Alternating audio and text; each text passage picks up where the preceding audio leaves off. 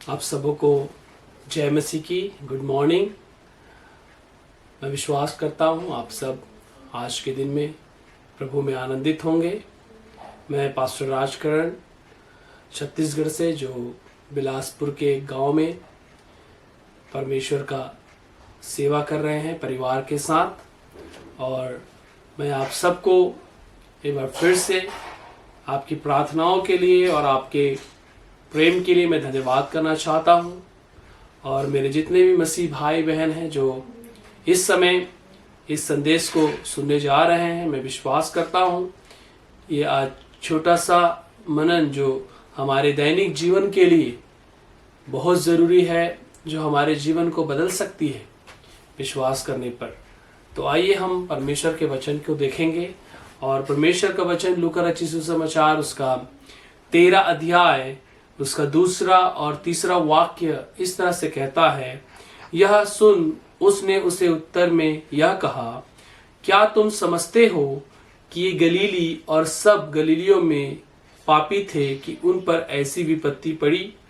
मैं तुमसे कहता हूँ कि नहीं, परंतु यदि तुम मन न फिराओ तो तुम सब भी इसी रीति से नाश होगे। मेरे प्रियो, मैं परमेश्वर का धन्यवाद करता हूं इस वचन के लिए। ये एक अति प्रभावशाली वचन है। ये वचन हमारे जीवन को बदल सकती है। ये वचन को जब देखते हैं मेरे प्रियो, यहाँ पर 3 जो आयत है वो मुझे बहुत अच्छा लगता है। वहां पर कहता है, मैं तुझसे सच कहता हूं कि नहीं, परंतु यदि तुम मन न फिराओ तो सब इसी रीति से नाश होंगे। आज बहुत सारे लोग चर्च में आने के बावजूद, प्रार्थना में शामिल होने के बावजूद भी वो नाश की ओर जा रहे हैं, क्योंकि बहुत सारे प्रभु के मानने वाले लोगों ने अभी तक मन नहीं फिराया है। अभी भी वो पाप के स्वभाव में जी रहे हैं।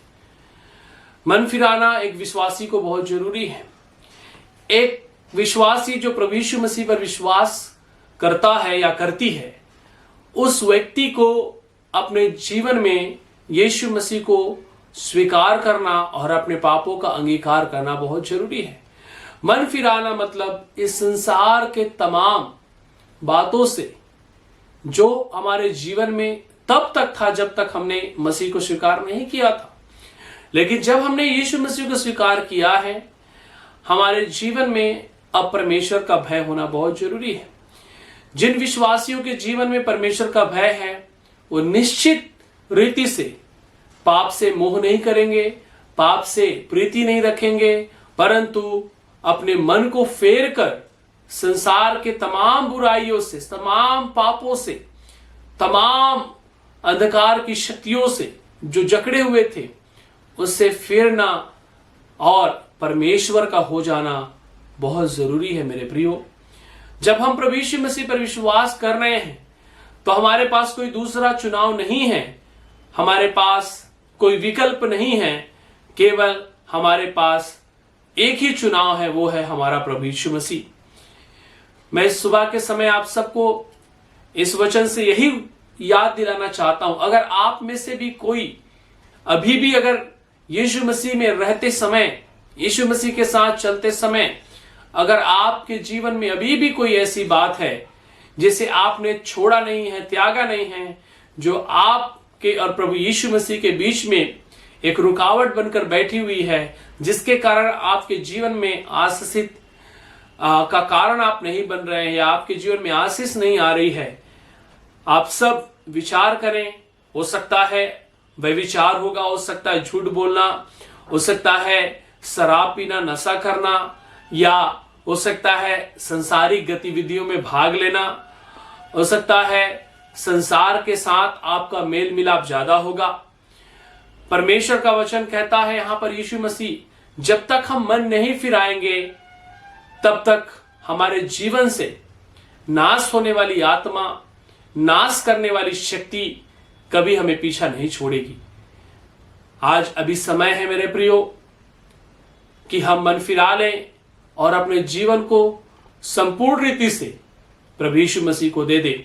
यही परमेश्वर चाहता है और यही परमेश्वर हमसे उम्मीद रखता है कि हम जब यीशु मसीह के पीछे चलने का निर्णय लिए हैं, हम एक कदम भी संसार की ओर पीछे मुड़कर ना देखें मेरे प्रियो, परंतु क्रूस ही हमारा निशाना होना चाहिए। प्रभु यीशु मसीह ही हमारा केंद्र बिंदु होना चाहिए और प्रभु यीशु मसीह के पीछे ही चलने का निर्णय जो हमने लिया है उसे पूरा करना बहुत जरूरी है।